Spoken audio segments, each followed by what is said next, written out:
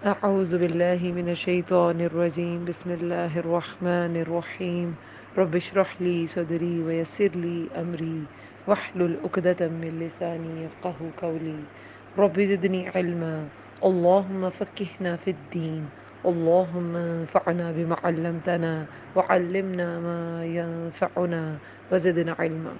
السلام علیکم ورحمۃ اللہ وبرکاتہ.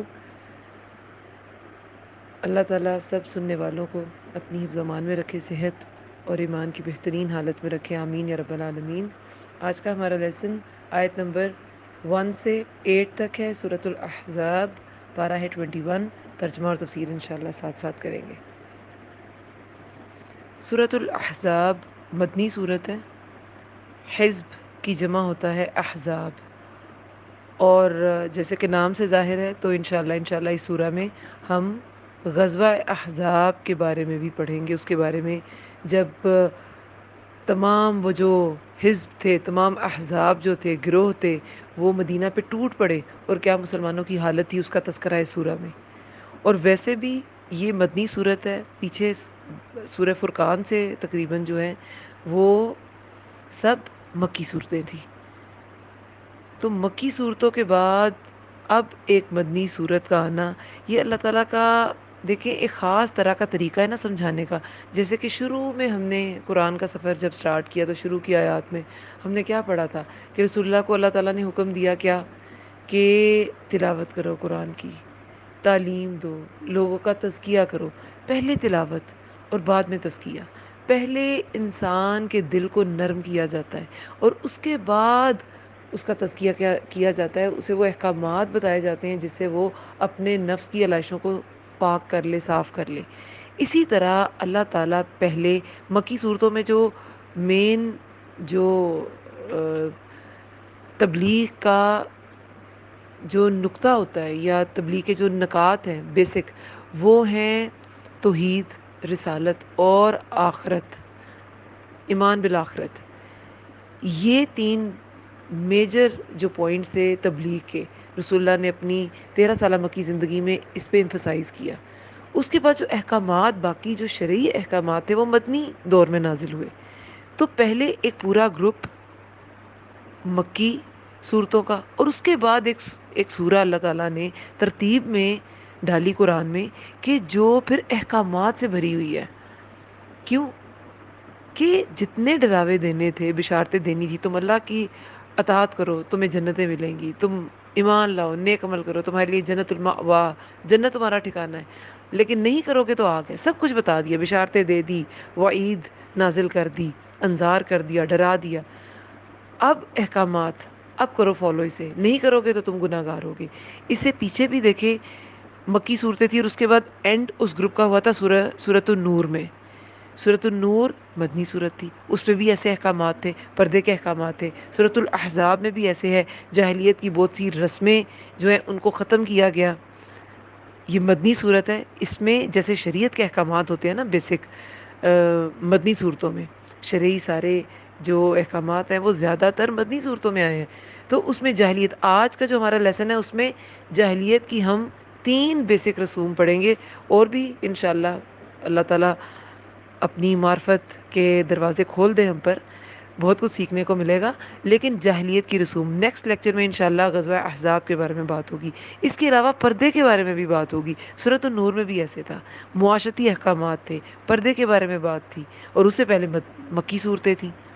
تو یہ اللہ تعالیٰ کا ایک طریقہ ہے انسان کو سمجھانے کا، جو کہ رسول اللہ کے لیے بھی وہی طریقہ پسند کیا گیا کہ پہلے تلاوت کیجئے، بعد میں تزکیہ نفس کیجئے. اور اللہ تعالیٰ نے قرآن میں بھی یہی اسلوب اپنایا کہ پہلے مکی صورتیں اور اس گروپ کے اینڈ پہ ایک مدنی صورت، تاکہ احکامات ماننے کے لیے دل جو ہے وہ انسان کا جم جائے، دل تیار ہو جائے، پوری طرح پوری آمادگی کے ساتھ انسان اللہ تعالیٰ کے احکامات کو ایکسیپٹ کرے. تو اس کو سٹارٹ کرتے ہیں اور دیکھتے ہیں کہ اللہ تعالیٰ نے کیا اس سورہ میں احکامات نازل فرمائے. سورۃ الاحزاب مدنی صورت ہے، 73 آیات ہیں، 9 رکوع ہیں. اعوذ باللہ من الشیطان الرجیم بسم اللہ الرحمن الرحیم. یا ایہا النبی اتق اللہ اے نبی، یا ایو، یا صرف یا ایو، یہ اے کے لیے آتا ہے، پکارنے کے لیے. اور نبی صلی اللہ علیہ وسلم کی یہ تعظیم ہے کہ رسول اللہ کا نام محمد قرآن میں جب انہیں پکارا گیا تو انہیں اے نبی، یا ایوہ الرسول، یا ایوہ النبی ایسے کہہ کے پکارا گیا. نام آتا ہے رسول اللہ صلی اللہ علیہ وسلم کا، محمد نام قرآن میں ہے، لیکن جب انہیں پکارا گیا کہ آپ یہ کیجئے یا کوئی حکم صادر کیا گیا تو یہ ایک ان کی تعظیم ہے کہ یا ایوہ النبی کہہ کے پکارا گیا، نام لے کے نہیں پکارا گیا. اتق اللہ، حالانکہ پیچھے ہم نے پڑھ لیا یا موسیٰ، یا نوح، اس طرح کے نام انبیاء کے لیے گئے ہیں قرآن میں، لیکن رسول اللہ کی خاص تعظیم ہے. اے نبی، اتا کیا ہے؟ تے قاف واو تقی، تقوی بھی اسی سے نکلا ہے. اتق اللہ، ڈریے اللہ سے، ولا، اور نہ، تطع الکافرین والمنافقین، اور نہ تطع، توئے واو عین، اطاعت، آپ اطاعت کیجیے. تو شروع میں تم کے لیے، آپ کے لیے، تے اطاعت، اور نہ آپ اطاعت کیجیے کافرین والمنافقین، کافروں اور منافقوں کی. اب کافر کون تھے؟ مکہ والے. اور منافق کون تھے؟ جو اسلام کو نقصان پہنچا رہے تھے، اسلام کا لبادہ اوڑے ہی. زیادہ تر ان میں یہود تھے جو اسلام تو قبول کر چکے تھے، مگر ان کی ہمدردیاں ابھی بھی اپنی قوم کے ساتھ تھیں اور مسلمانوں کے ساتھ، اسلام کے ساتھ وہ مخلص نہیں تھے. اب یہ سورہ جب نازل ہوئی ہے تو غزوہ احد ہو چکی تھی، 5 ہجری میں نازل ہوئی. 5 ہجری میں غزوہ احزاب یا غزوہ خندق جسے کہا جاتا ہے، وہ واقعہ ہوا غزوہ احزاب کا. تو احد کے بعد بہت سے ایسے واقعات ہوئے، جیسے واقعہ رجیع، واقعہ بئر معونہ. انشاءاللہ اب سٹارٹ ہو گیا ہے کام اپلوڈنگ کا، تو سیرت النبی کے بھی لیکچرز اپلوڈ ہو جائیں گے. اس میں واقعۃ الرجیع اور واقعہ بئر معونہ ڈیٹیل سے انشاءاللہ اس میں پڑھایا گیا ہے. تو اس میں ایسے تھا کہ واقعہ رجیع میں ازل اور کارا 2 قبائل تھے. انہوں نے کہا تھا کہ اپنے کچھ صحابہ ہمارے پاس بھیجیں تعلیم و تدریس کے لیے. پھر مکہ میں سے بھی کچھ لوگوں نے کہا کہ ہماری طرف کچھ لوگوں کو بھیجیں تعلیم و تدریس کے لیے. تو وہ وہاں بئر معونہ کا واقعہ ہوا. معونہ بئر ہوتا ہے کنواں، تو معونہ کے کنویں کے پاس 70 صحابہ کو تہ و تیغ کر دیا گیا تھا، صرف 2 بچے تھے. اور جو واقعہ رجیع ہے ان میں سے بھی ایک بلکہ بچے تھے جو واپس پہنچے، اور راستے میں جاتے ہوئے جو ہے وہ انہیں ایک قبیلے کے 2 شخص ملے. ایک قبیلے کا شخص ملا جسے امان حاصل تھی، یعنی کہ وہ مسلمان تھے، لیکن وہ اتنے گھبرائے ہوئے تھے اپنے ساتھیوں کے قتل کو دیکھ کے کہ انہوں نے کہا یہ بھی دشمن ہے. انہوں نے انہیں قتل کر دیا. اور انہی کی دیت لینے جب رسول اللہ گئے تھے یہود کے پاس، کیونکہ یہ میثاق مدینہ کی ایک شک تھی کہ جب کسی کی دیت ادا کرنی ہوگی تو سب مل کے کریں گے. تو انہوں نے کہا کہ اگر تم نے ناجائز کسی کو قتل کیا، ہمیں اس کی دیت دینی ہوگی.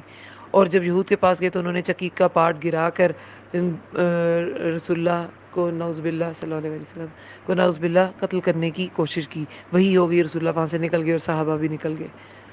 تو اس کے بعد پھر یہ جو بنو نذیر تھے، یہود کا دوسرا قبیلہ، انہیں جلا وطن کیا گیا تھا. تو یہاں پہ اب یہ سارا سینیریو تھا کہ ہر کوئی دھوکہ دینے پر ہے، ہر کوئی اسلام دشمن بنا ہوا ہے. اور غزوہ احزاب کے جب ہم حالات پڑھیں گے تو ہم دیکھیں گے کہ صرف کافر نہیں، قریش نہیں، بلکہ ایسے قبائل جن کی ڈائریکٹ مسلمانوں سے کوئی لڑائی بھی نہیں تھی، وہ بھی کود پڑے تھے غزوہ خندق میں. جیسے یہ جو قبیلہ بنو غطفان تھا، ایک سریہ تھا غزوہ ذات الرقاع، اس میں یہ اس علاقے کی طرف گئے تھے، نجد کے علاقے کی طرف. یہ نجد جو علاقہ ہے نا، وہاں کا ایک قبیلہ تھا بنو غطفان، اس کی طرف گئے تھے. لیکن وہاں بھی قتل و غارت نہیں ہوئی تھی. ان لوگوں کو ویسے ہی سمجھایا تھا کہ اپنی حرکتوں سے باز آ جائیں، یہ جو چوری ڈکیتی ہے سے باز آ جائیں. اور کوئی ایسی قتل و غارت یا جنگ نہیں لڑی گئی تھی. لیکن قریشیوں نے اور یہود کا یہ جو اخطب بن خوئی بن اخطب تھا، اس نے منا لیا تھا یہود کو، یہاں سے بنو قریظہ کو خوئی بن اخطب بنو نذیر کا سردار تھا، جو کہ جلا وطن ہو گئے ہوئے تھے، خیبر کی طرف چلے گئے ہوئے تھے، لیکن جو ہی ذرا سیٹل ہوئے سال بعد تو جی اپنی دوبارہ سازشیں شروع کر دیں اور وہاں سے قریش کو بھڑکایا کہ ان پہ حملہ کرو. یہاں سے اندر سے بھی غدار ایک نکالے نا، کیونکہ جو غدار نقصان پہنچاتا ہے وہ دوسرے نہیں پہنچا سکتے. تو اندر سے غدار بنو قریظہ کو آمادہ کیا غداری پر، اور پھر انہیں کہا تھا، بنو قریظہ نے اسے کہا تھا کہ تم ہمارے ساتھ رہو گے، پھر جو ہمارا حال ہوگا، اگر ہمیں کوئی نقصان پہنچا تو تمہیں بھی نقصان وہی اٹھانا پڑے گا. اور جب بنو قریظہ کو سزائیں ملی تھی اور ان کے جو جنگجو تھے قتل کیے گئے تھے، تو پھر خوئی بن اخطب بھی قتل ہوا تھا. بہرحال یہ سینیریو ایسا ہے کہ اس میں اب دھوکے مل رہے ہیں. سب جو ارد گرد کے قبائل ہیں وہ اسلام کو ایک بڑھتی ہوئی طاقت محسوس کر رہے ہیں اور مسلمانوں کے اسلام کے خلاف بڑے اقدام اٹھانا چاہتے ہیں، بڑے بڑے بڑے فیصلے کرنا چاہتے ہیں. تو اللہ تعالیٰ نے رسول اللہ کو سب سے پہلے تو کہا کہ کسی بھی چیز کے پریشر میں کہ نہیں ہم ان کے الائے ہیں، یہ جو یہود تھے، ظاہر ہے میثاق مدینہ ان سے معاہدہ ہوا تھا، ان کے ساتھ تھے، لیکن ان کی پیروی نہیں کرنی. جب اللہ تعالیٰ کا حکم آ جائے گا تو نہ کافر کی کوئی بات ماننی ہے اور نہ منافق کی کوئی بات ماننی ہے. اگر اسے جنرلی دیکھا جائے تو اس کا یہ مطلب نہیں ہے کہ نارمل ڈیلنگ میں آپ کوئی بات کافر کی اور منافق کی سن نہیں سکتے. کسی فرم میں کام کر رہے ہیں، جیوز ہیں یا کرسچنز ہیں یا نان مسلمز ہیں، اور وہ آپ کو کوئی سجیشن دیتے ہیں تو آپ مان نہیں سکتے، ایسا نہیں ہے. یا آپ کو کوئی کھانے کی چیز پیش کر رہا ہے، آپ کھا نہیں سکتے، یا آپ کو کوئی کپڑا سیل کر رہا ہے وہ خرید نہیں سکتے، ایسی بات نہیں ہے. یہ سب کچھ کیا جا سکتا ہے. یہ بات ہے اللہ تعالیٰ کے احکامات کے مقابلے میں کسی کی اطاعت کی، کہ اللہ سے ڈر کے معاملہ کرنا ہے. اللہ سے ڈریں گے تو پھر اطاعت صرف اللہ کی ہوگی، کسی اور سے ڈریں گے تو اطاعت اس کی ہوگی. انسان جسے ڈرتا ہے اس کی اطاعت کرتا ہے. یہ طلح بن حبیب جو ہیں، انہوں نے تقویٰ کا معنی کیا بتایا ہے؟ یہ اتق اللہ. عمر رضی اللہ عنہ نے پچھلی لیسن میں ہم نے پڑھا تھا کہ ایک عورت نے کہا کہ ڈرو اللہ سے. کسی عورت نے نہیں، وہ تو کنتار بھر مال کی بات تھی نا، کہ کنتار بھر مال بھی دیا ہو بیوی کو تو تم اسے واپس نہیں لے سکتے. ایک بار کسی مجمع میں کسی شخص نے کہا تھا اتق اللہ، اللہ سے ڈرو، تو عمر رضی اللہ عنہ نے اپنا گال زمین پہ لگا دیا تھا. ٹھیک ہے، تو رسول اللہ کو اتق اللہ کہا جا رہا ہے. کیا رسول ڈرتے نہیں ہیں اللہ تعالیٰ سے؟ اور وہ بھی امام الانبیاء، جو انبیاء کی امام ہیں، کیا وہ ڈرتے نہیں ہوں گے اللہ تعالیٰ سے؟ یہ حکم خطاب رسول اللہ سے ہے لیکن حکم عام ہے. سب کے سب اس حکم سے سبق لیں گے، سب کے سب پڑھنے والے، کہ دنیا کی سب سے عظیم ہستی کو اگر کہا گیا اللہ سے ڈرو تو پھر ہر انسان کا فرض ہے کہ وہ اللہ سے ڈرے، وہ اللہ سے ڈر کے معاملہ کرے. طلحہ بن حبیب کہتے ہیں کہ تقویٰ یہ ہے کہ تم اللہ کی اطاعت اللہ کی دی ہوئی روشنی کے مطابق کرو، اور اللہ سے ثواب اور بدلے کی امید رکھو، اور اللہ کی نافرمانی اللہ کی دی ہوئی روشنی کے مطابق چھوڑ دو، اور اللہ سے ڈرتے رہو. یہ ہے تقویٰ، کہ جو کام کرنا ہے اللہ کی تعلیم، اللہ کی دی ہوئی روشنی کے مطابق، اللہ کی دیے ہوئے دین کے مطابق، اللہ کی رضا کی نیت سے، اللہ سے ثواب اور بدلہ حاصل کرنا ہے. کسی انسان سے ثواب اور کسی انسان سے اجر نہیں حاصل کرنا، بدلہ نہیں حاصل کرنا. نافرمانی چھوڑنی ہے، اللہ کے مطابق جو احکامات نازل ہوئے اللہ کے لیے نافرمانی چھوڑنی ہے. کسی انسان کو کوئی چیز پسند نہیں ہے اس لیے نہیں چھوڑنی. تو کسی کی پیروی نہیں کرنی، کسی کافر کی بھی نہیں اور کسی منافق کی بھی نہیں. آئندہ آنے والی مشکلات کے لیے رسول اللہ کو تیار کیا جا رہا ہے، کیونکہ آگے کا وقت بہت سخت تھا. غزوہ احزاب جو تھی یہ بہت سخت وقت تھا، کہ ابھی ہم انشاءاللہ نیکسٹ لیکچر میں 9 آیت سے جو سٹارٹ ہوگا تو اس میں ہم پڑھیں گے اس لیکچر میں کہ کیا مسلمانوں کی حالت ہوگی تھی. ان کی آنکھیں پھٹ گئی تھی، دل حلق میں آ گئے تھے. اتنا بڑا لشکر 10,000 کا جب ٹوٹ پڑا تھا مدینہ کے اوپر، تو مدینہ والوں نے کبھی اتنی بڑی فوج ہی نہیں دیکھی تھی. تو کیا ان کی حالت تھی. تو یہ حالات، ایسے حالات کے لیے رسول اللہ کو تیار کیا جا رہا ہے کہ آپ اللہ سے بس ڈریے، لوگوں سے مت ڈریے گا، اور کافروں اور منافقوں کی اطاعت نہ کیجیے گا. یہ مت سوچیے گا یہ ہمارے حلیف ہیں، یہ ہمارے الائز ہیں تو نہیں ان کی بھی بات سن لیتے ہیں. جب اللہ کا حکم آئے تو ان کی بات نہیں سننی. ان اللہ، بے شک اللہ، کانا ہے، علیما حکیمہ، بہت علم والا، بہت حکمت والا. اب دیکھیں، اللہ تعالیٰ کا علم زیادہ ہے، اس لیے اللہ تعالیٰ کی حکمت بھی زیادہ ہے. جس کے پاس علم ہوگا زیادہ، جتنا زیادہ، بہت زیادہ علم جو ہے وہ حکمت کے دروازے کھولتا ہے انسانوں کے لیے. اللہ تعالیٰ کے پاس تو بہت سا علم ہے اور اسی وہ حکیم ہے، لیکن انسانوں کے لیے علم کے بعد ڈائریکٹ حکمت نہیں ملتی. بہت کچھ ہے، وہ ایک لمبا سائیکل ہم بار بار پڑھ چکے ہیں کہ علم، پھر عمل، پھر صبر، پھر عدل، اور پھر حکمت ملتی ہے. تو اللہ تعالیٰ علیم بھی ہے، حکیم بھی ہے. تو اللہ تعالیٰ سے ڈر کے معاملہ کرنا ہے. اللہ تعالیٰ رسول اللہ کو صرف اپنے آپ سے ڈرا رہے ہیں کہ اللہ سے ڈرنا ہے. یہ سب ڈرنے کی چیزیں نہیں ہیں. وَاتَّبِعْ، اور پیروی کیجیے، ماں اس کی جو وہی کی جاتی ہے، الیہ کا طرف آپ کے، من ربک آپ کے رب کی طرف سے. ان اللہ، بے شک اللہ، کانا ہے، بما اس کی جو، تعملون تم عمل کرتے ہو، خبیرا خوب خبر رکھنے والا. جیسے کہ ابھی شروع میں نے بتایا کہ اس سورہ میں بہت سی جاہلیت کی رسوم کو بھی توڑا گیا اور ان سب رسوم کو ختم کیا گیا، اور اللہ تعالیٰ نے شرعی احکامات نازل کیے. اس میں سے ایک شرعی حکم ابھی ہم پڑھیں گے کہ منہ بولا جو بیٹا ہے وہ بیٹا نہیں ہے. بس ٹھیک ہے، منہ ملاحظے تک جیسے ہم بھی نارملی کسی کو بیٹا کہہ دیتے ہیں، کوئی پیار سے بابا جی کہہ دیتا ہے، لیکن اس سے وہ اس کا باپ تو نہیں ہو جاتا. یا کسی کو آپ پیار سے بیٹا کہہ دیں، بیٹی کہہ دیں، تو وہ آپ کے سگے بیٹا یا بیٹی تو نہیں ہو جاتے. محبت کا ایک ایکسپریشن ہے، چلیں ٹھیک ہے، وہ ٹھیک ہے. لیکن اسے بالکل اپنے بیٹے کی طرح، اور بالکل جیسے کہ آپ کے رحم سے کوئی اولاد ہے، اس طرح ڈیل نہیں کیا جائے گا. یہ اسلام نے قانون پیش کر دیا اس سورہ میں.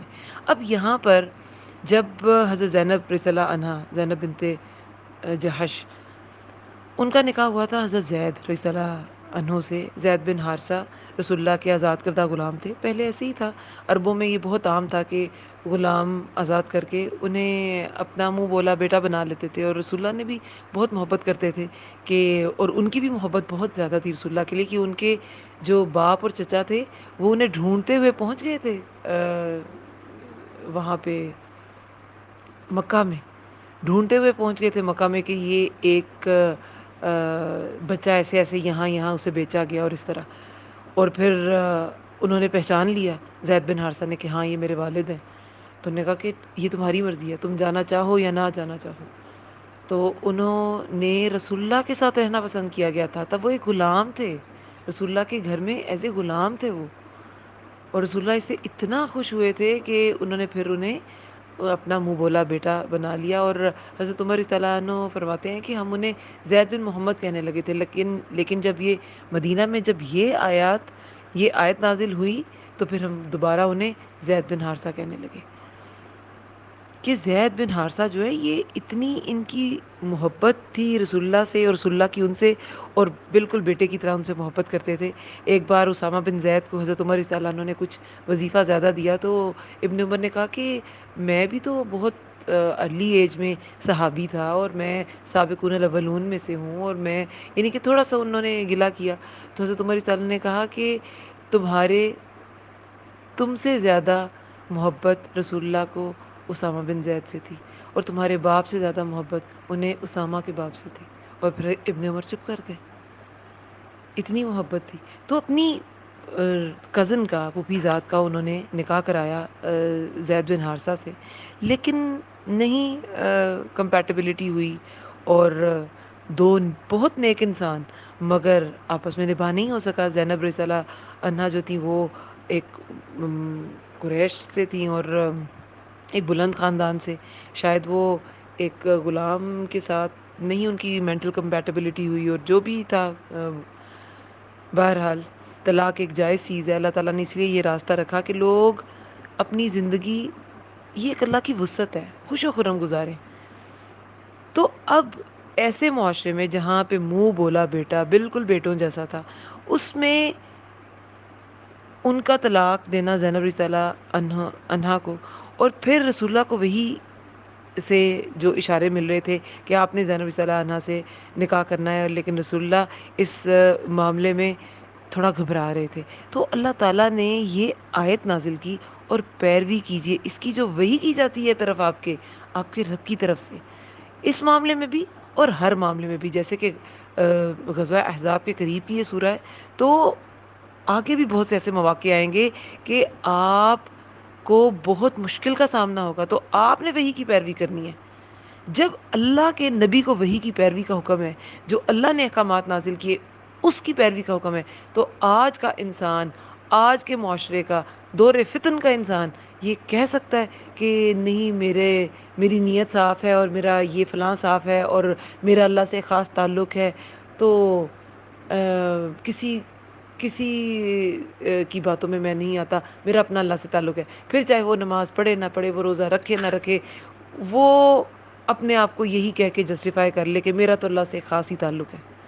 جب اللہ کا نبی، جسے اللہ تعالیٰ خود منتخب کرتے ہیں، اللہ تعالیٰ خود انہیں دنیا کا عظیم ترین انسان کہتے ہیں، رحمت للعالمین کہتے ہیں، جب ان کو کہا کہ وہی کی پیروی کرو، باقی کوئی کون سا انسان اس سے مبرہ ہو سکتا ہے؟ اور وہ جو کہ اسلام کا دعویٰ کرے، وہ شریعت سے مبرہ ہوگا؟ بہت سے آپ یہ جو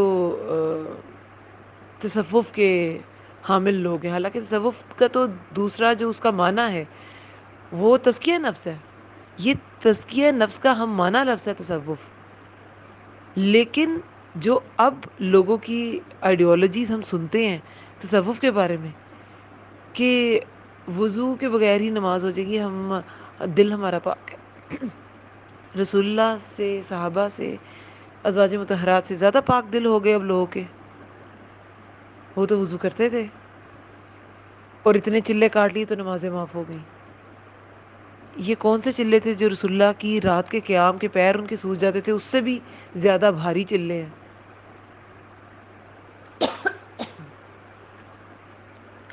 سورہ نساء، سورہ آل عمران ایک ہی نماز میں پڑھنے والے سے زیادہ لمبے کس کے چلے ہیں؟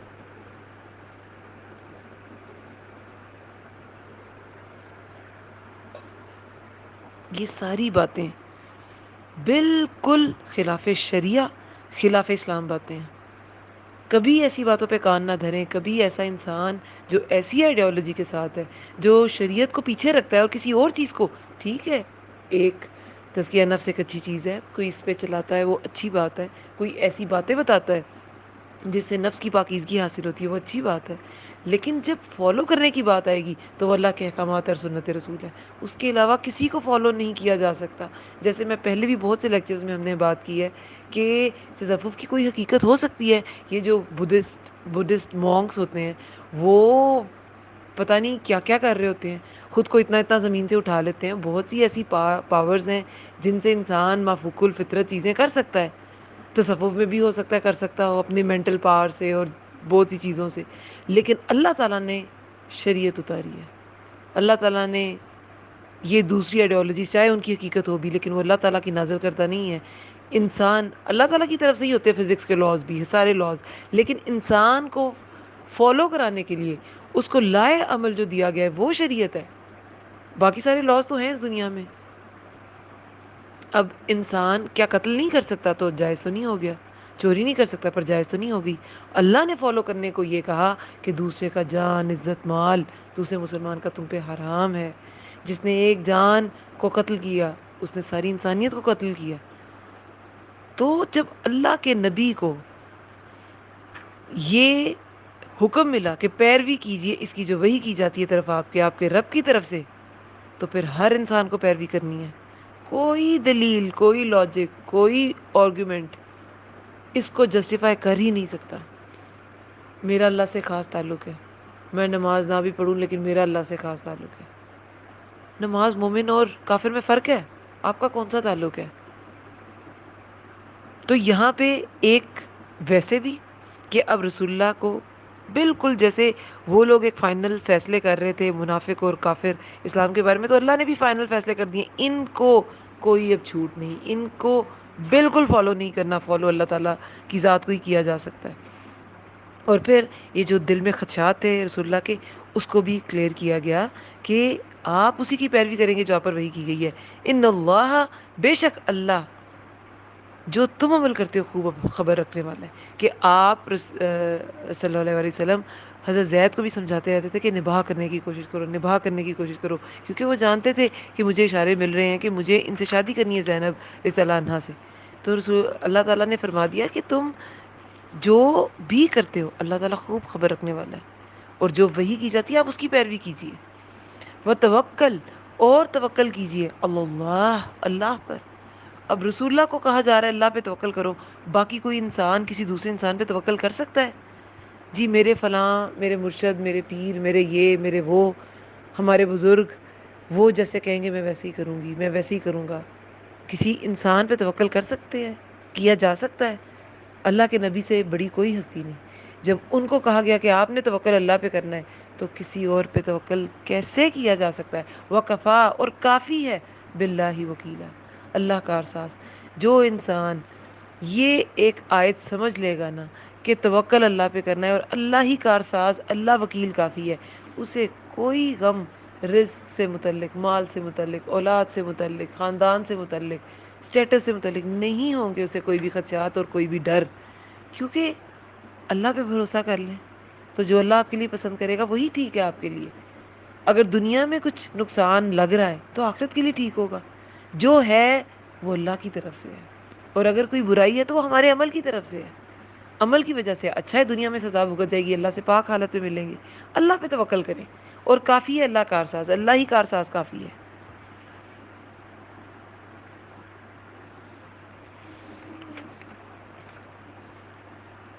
اب یہاں پر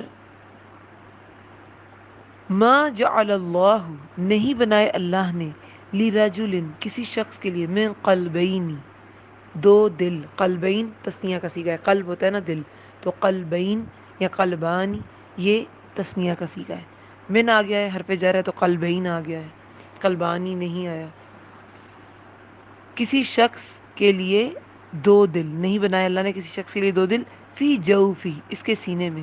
جوف کہتے ہیں کیوٹی کو، خالی جگہ کو. جیسے منہ کو جوف دہن کہتے ہیں، منہ کی کیوٹی، ٹھیک ہے، یہ جو خالی حصہ ہوتا ہے.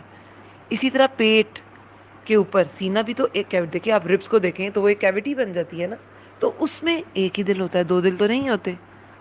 ٹھیک ہے. وما، اور نہیں، جعل، اس نے بنایا، ازواجکم، تمہاری بیویوں کو، ازواجکم اللائی، تمہاری بیویوں کو، اللائی، وہ جو، تظاہرون، تم زہار کرتے ہو، منہن، جن سے، امہاتکم، مائیں تمہاری. وما، اور نہیں، جعل، اس نے بنایا، ادعیاءکم، تمہارے منہ بولے بیٹوں کو، ابناءکم، بیٹے تمہارے.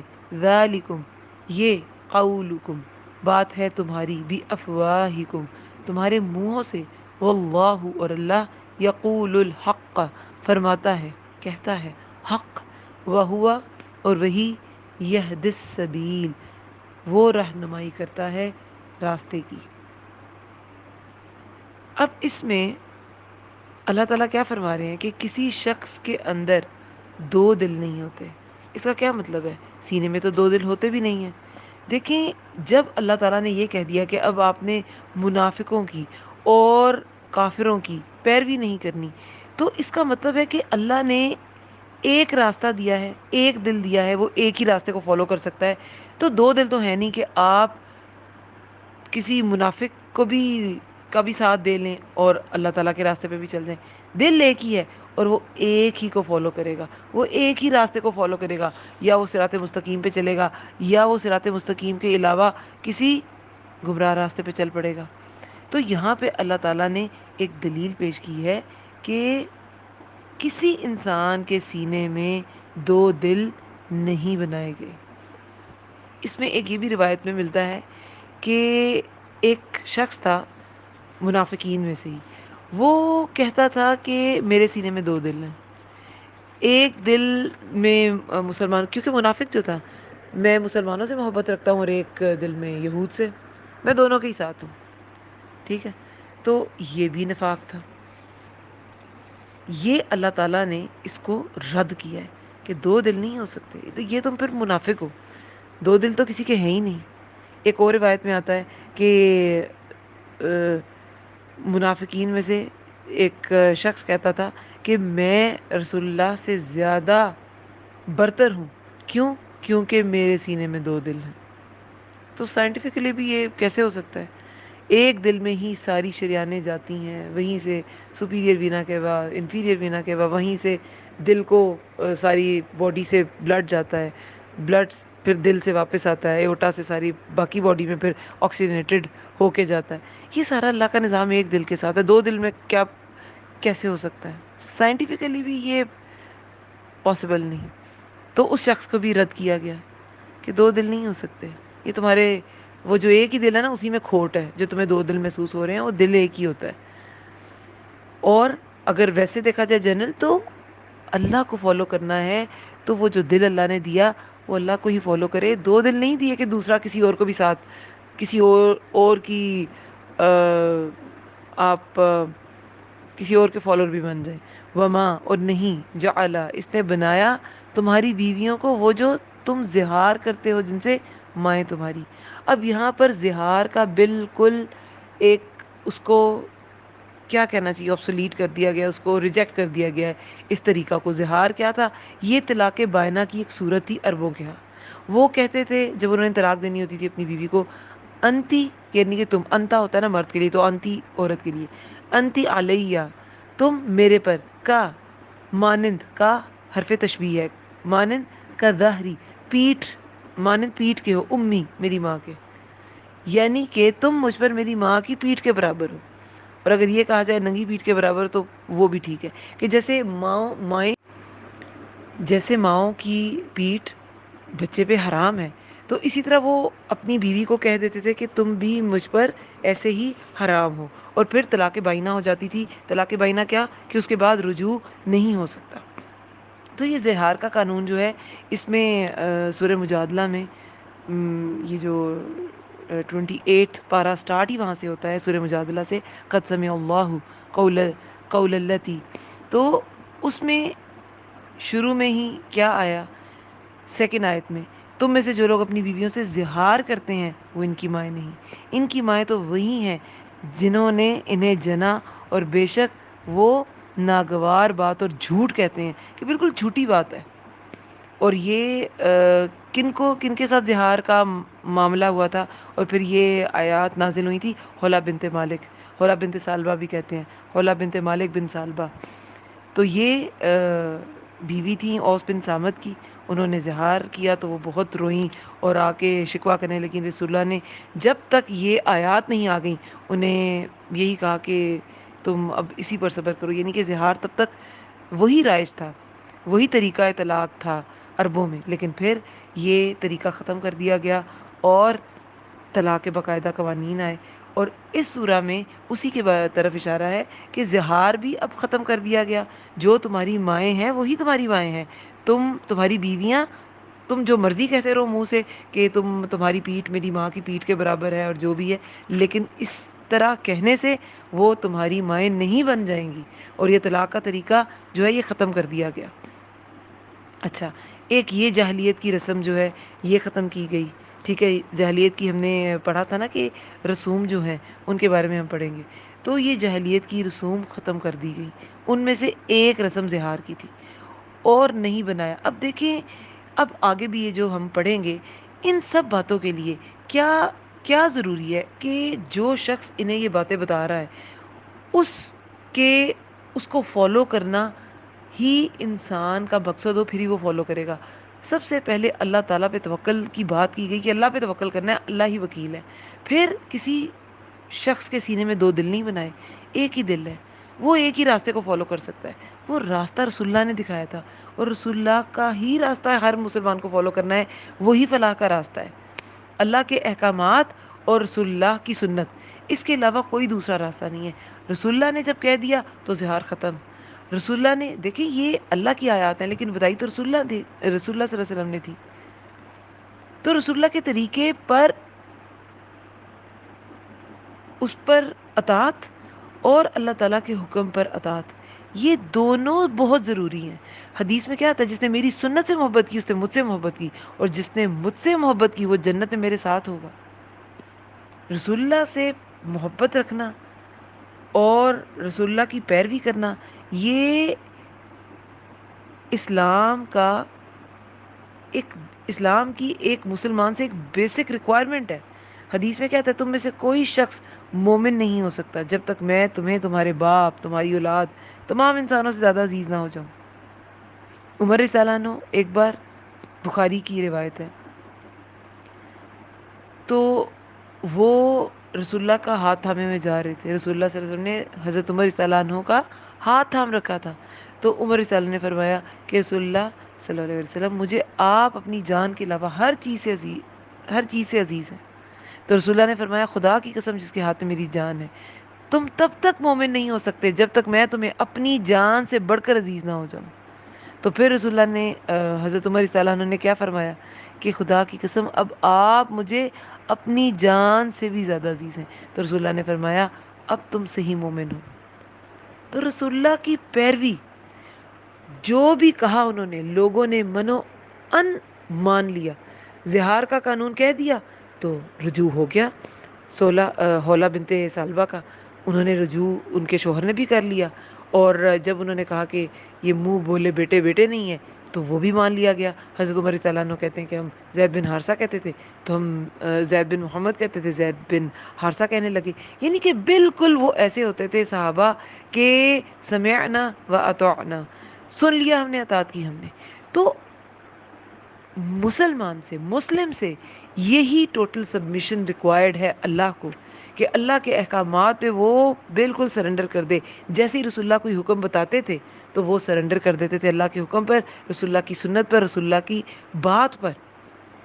جیسے قرآن پر عمل امپورٹنٹ ہے، اسی طرح سنت پر بھی عمل امپورٹنٹ ہے، کیونکہ رسول اللہ نے یہ سارے احکامات اپنی زندگی میں امپلیمنٹ کر کے بتائے ہیں۔ تو سنت فالو کیے بغیر آپ اللہ کے احکامات کو فالو نہیں کر سکتے۔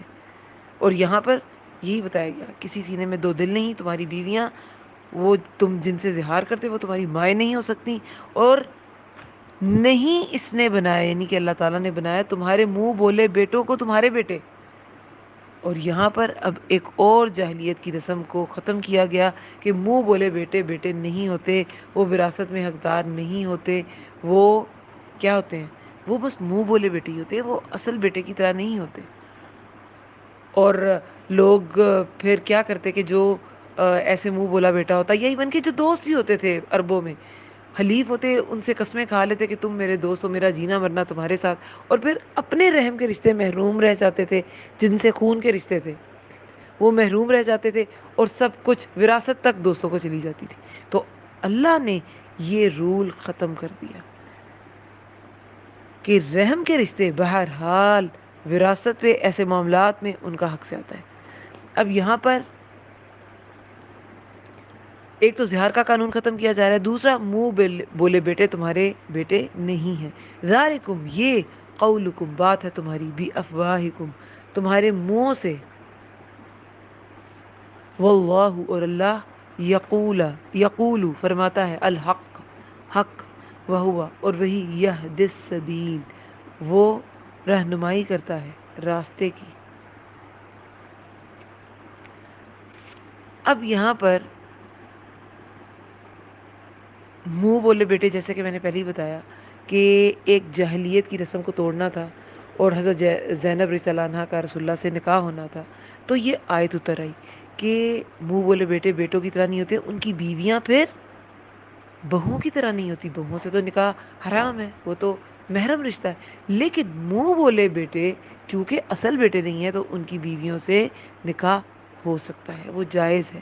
اور نہیں اس نے بنایا تمہارے منہ بولے بیٹوں کو بیٹے تمہارے، یہ بات ہے تمہارے منہوں کی، یہ تم نے اپنے منہ سے خود سے باتیں بنا لی ہے۔ اللہ نے ایسا کوئی حکم نہیں اتارا، اللہ نے ایسی کوئی فطرت نہیں اتاری، اور اللہ فرماتا ہے حق، اور وہی وہ رہنمائی کرتا ہے راستے کی۔ اللہ ہی یہدی السبیل راستے کی رہنمائی کرتا ہے، یعنی اللہ نے جو راستہ دکھایا نا وہی حق ہے، اور دوسرا کوئی راستہ بھی حق نہیں ہے۔ جیسے سورۃ النحل میں آتا ہے نا کہ جو اللہ پر جھوٹ باندھتے ہیں وہ کبھی کامیاب نہیں ہو سکتے، تو وہ جو ان کے منہوں کی بات ہے وہ ان کے منہوں کی ہے، یہ اللہ تعالیٰ کی طرف سے کوئی رول نہیں، کوئی اصول نہیں، ان کے منہوں کی باتیں۔ جو اللہ تعالیٰ کی شریعت ہے وہ اللہ کا راستہ ہے اور وہی حق ہے۔ سورہ التحریم میں فرسٹ آیت میں، اے نبی آپ کیوں حرام کرتے ہیں اس کو جو اللہ نے آپ کے لیے حلال کیا؟ تو اللہ نے جو حلال کیا وہی حلال ہے۔ جب نبی اپنے پہ کسی چیز کو حرام نہیں کر سکتے، عام انسان کیسے کر سکتا ہے؟ سورہ انعام میں آیت نمبر 150 میں اللہ تعالیٰ فرماتے ہیں کہہ دیجئے تم اپنے گواہ لے آؤ، اس بات کی گواہی دیں کہ بے شک اللہ نے ان چیزوں کو حرام کیا ہے۔ پھر اگر وہ گواہی دیں تو بھی آپ ان کے ساتھ گواہی نہ دیں، کیونکہ وہ جھوٹے ہیں تو ان کے ساتھ گواہی نہیں دینی۔ اور آپ ان لوگوں کی خواہشات کے پیچھے نہ چلیں جنہوں نے ہماری آیات جھٹلائیں، اور نہ ان لوگوں کی پیروی کریں جو آخرت پر ایمان نہیں لاتے اور دوسروں کو اپنے رب کے برابر ٹھہراتے ہیں۔ یعنی کہ کسی بھی انسان کی خواہشات کے پیچھے چلنے کی اجازت نہیں ہے۔ اللہ نے صرف اپنے دین حق کو، اپنے راستے کو حق کہا ہے، سچا راستہ کہا ہے۔ اب اللہ تعالیٰ فرماتے ہیں ادعوہم، پکارو انہیں، لآبائہم، ان کے باپوں سے، باپوں کے یعنی کہ نام سے، نام کو بریکٹ میں لکھ لیں، ان کے باپوں کے نام سے، ہوا وہ، اقسط، زیادہ انصاف والا ہے، عند اللہ، اللہ کے نزدیک، اندہ نزدیک، اللہ اللہ کے، فَإِن لم، فَإِن پھر اگر، لم نہیں، تعلموا تم جانتے، آباءہم ان کے باپوں کو، فَإِخْوَانُكُمْ تو بھائی ہیں تمہارے، فی الدین دین میں، وما وموالیکم اور دوست ہیں تمہارے، ولیسا اور نہیں، لیسا ہوتا ہے نہیں، علیکم تم پر، جناح کوئی گناہ، فیما اس معاملے میں جو، اخطأتم خطا کی تم نے، بھی اس میں، ولیکن اور لیکن، ما جو، ولیکن ما اور لیکن جو، تعمدت ارادہ کرے، قلوبکم دل تمہارے، وکان اللہ اور ہے اللہ، غفور الرحیم بہت بخشنے والا، نہایت رحم کرنے والا۔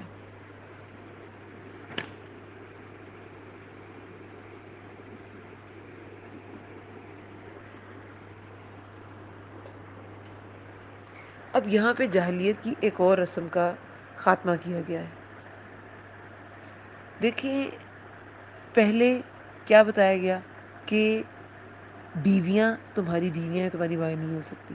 پھر بیٹے وہی ہیں جو اللہ تعالیٰ نے تمہارے بیٹے بنائے، منہ بولے بیٹے بیٹے نہیں ہو سکتے، اور یہی حق کا راستہ ہے۔ اللہ ہی سچی بات کہتا ہے تو ظاہر ہے جو سچی بات کہتا ہے سیدھا راستہ بھی اسی کا ہوتا ہے، تو اللہ ہی سیدھا راستہ دکھاتا ہے۔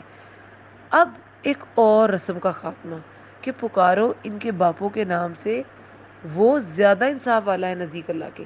اب جو منہ بولے بیٹے ہیں تو ان کو تم اپنا نام بھی نہیں دے سکتے۔ دیکھیں ہمارے دین نے کیا سکھایا کہ وہ گھر جہاں کوئی یتیم پلتا ہے وہ بہترین گھر ہے، اور بدترین مسلمانوں کے گھروں میں سے بدترین گھر وہ ہے جہاں کوئی یتیم پلے اور اسے برا سلوک کیا جائے، اور بہترین گھر وہ ہے جہاں کوئی یتیم پلے اور اس سے اچھا سلوک کیا جائے۔ تو یتیموں کو پالنا، حضرت عائشہ رضی اللہ عنہا جو ہیں انہوں نے کتنے یتیموں کی سرپرستی وہ کرتی تھی، تعلیم و تدریس کرتی تھی، اور بہت سے بچوں کو تو انہوں نے اپنی بہنوں سے کہا کہ رضاعت کا رشتہ قائم کر لیں تو وہ رضائی خالہ ہو جائیں گی، ان سے ان کا پردہ نہیں رہے گا۔ تو یہ والی آیت اترنے سے عربوں کی ایک بہت فرسودہ رسم اسے توڑا گیا کہ کسی کا بھی نام ساتھ لگا دیتے تھے۔ جیسے کہ رسول اللہ کے بھی جو منہ بولے بیٹے زید بن حارثہ، ان کو بھی زید بن محمد کہا جاتا تھا، لیکن پھر جو ہی آیت اتری تو پھر زید بن حارثہ دوبارہ انہیں کہا جانے لگا۔ اسی طرح بہت سے ایسے کیسز تھے مدینہ میں جو اس سے ملتے جلتے تھے، جیسے ابو حذیفہ بن ربیعہ، ان کے گھر میں ان کے ایک غلام تھے سالم، سالم رضی اللہ عنہ، ان سے بہت سی احادیث بھی روایت ہے۔ تو وہ بھی ان کے غلام تھے لیکن بعد میں وہ منہ بولے بیٹے بن گئے ان کے، تو ان کی بیوی رسول اللہ کے پاس آئی، بخاری کی حدیث ہے یہ، ان کا نام تھا سہلہ بنت سہل بن عمرو، وہ رسول اللہ کے پاس آئیں صلی اللہ علیہ وسلم، فرمایا کہ ابو حذیفہ کے غلام تھے سالم، ابو حذیفہ یعنی کہ ان کے ہسبینڈ، تو سالم جو ہے وہ میرے گھر آتا ہے جبکہ میں ایک کپڑے میں ہوتی ہوں، یعنی کہ میں ان سے اتنا پردہ نہیں رکھتی، ہمارے بالکل بیٹوں جیسا ہے، تو میرے لیے کیا حکم ہے؟ تو پھر رسول اللہ نے فرمایا کہ تم اس کو اپنا دودھ پلا کے رضائی بیٹا بنا لو۔ اب یہ کوئی چھوٹے بچے نہیں تھے، بڑے ایڈلٹ تھے۔ تو اب رضاعت کا رشتہ، حضرت عائشہ رضی اللہ عنہ نے بھی بہت سے اسی طرح اپنے اسٹوڈنٹس کے ساتھ رضاعت کا رشتہ قائم کیا کہ اپنی بہنوں کو کہا کہ انہیں دودھ پلائیں، تو پھر حضرت عائشہ رضی اللہ عنہ رضائی خالہ ہو جائیں گی۔ رضاعت کے بھی ویسے احکامات ہیں، نامحرم محرم کے وہی اصول ہو جاتے ہیں جو رحم سے ہوتے ہیں۔ رضائی بہن بھائی جو ہوتے ہیں ان سے بھی نکاح جائز نہیں ہے، وہ بھی محرم ہوتے ہیں۔ تو دودھ پلوانا صرف آپ نے بالکل ساتھ لگا کے دودھ پلایا یہ ضروری نہیں، یہ ایک ایکسیپشنل صورت تھی، اور اسی لیے ایک مثال قائم کی گئی کہ اگر کبھی ایسا کوئی معاملہ درپیش ہو تو ایک آپشن ہو لوگوں کے پاس۔ بہت سے جو علماء ہیں مفسرین وہ کہتے ہیں کہ یہ صرف ایک ایکسیپشنل کیس تھا ابو حذیفہ بن ربیعہ کا، تو یہ ایک عام لوگوں کے لیے عام نہیں ہے، لیکن حضرت عائشہ نے ان کے خیال میں یہ تمام حالات میں اگر حالات ایسے ہوں تو یہ حل بتایا گیا ہے، اور یہ ایک جنرل حل ہے، اور جو کہ حضرت عائشہ رضی اللہ عنہ نے خود بھی پریکٹس کیا تھا، یعنی کہ رضاعت کا رشتہ قائم کر کے۔ بہرحال بات یہی ہے کہ بالکل آپ چھاتی کے ساتھ لگا کر دودھ پلانا مقصود نہیں ہے، دودھ اندر جانا مقصود ہے، اور اسے پھر رضاعت کا رشتہ قائم ہو جائے گا۔ اسی طرح دیکھیں عربوں کے معاشرے میں بعض غلام تھے جنہیں اپنا نام ہی یاد نہیں تھا، اپنے والد کا نام ہی یاد نہیں تھا۔ بخاری میں آتا ہے کہ سلمان فارسی جو تھے وہ کہتے ہیں کہ مجھے 10 بار بیچا گیا، مجھے اپنے والد کا نام تک یاد نہیں ہے۔ انہیں سلمان فارسی ان کے جو علاقہ تھا اس کے نام سے انہیں جانا جاتا تھا۔ صہیب رومی وہ بھی غلام تھے، انہیں رومی ساتھ ان کا علاقے کا نام لگایا گیا تھا۔ تو ایسے بہت سے کیسز تھے، جیسے کچھ بچے اغوا ہو گئے یا جو بچے بیچ دیے گئے۔ عربوں کا معاشرہ ایسے ہی تھا، اس میں اس طرح کے کرائمز ہوتے تھے، آج بھی ہوتے ہیں، صرف اس معاشرے میں تو نہیں ہوتے تھے۔ تو پھر ان سب کے لیے کیا ہے کہ اگر تو باپ کا نام پاتے ہو تو وہ تو بہت بہتر ہے، نہیں تو وہ تمہارے بھائی ہیں، دینی بھائی تو ہے نا، ان کے ساتھ اچھا سلوک کرو۔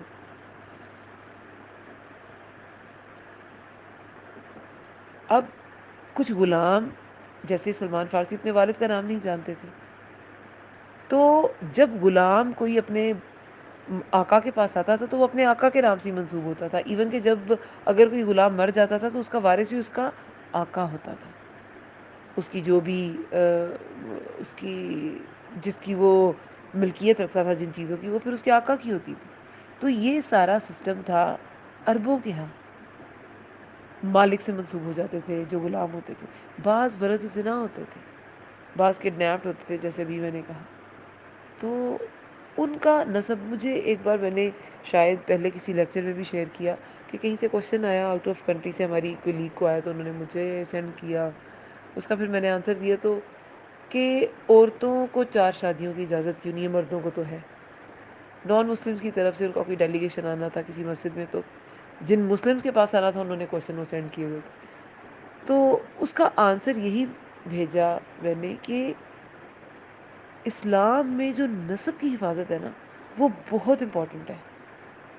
تو مرد کی 4 شادیاں کرنے سے نسب میں فرق نہیں پڑتا، سب کو پتا ہوتا ہے اس مرد کا بیٹا ہے اور اس عورت کا بچہ ہی ہے۔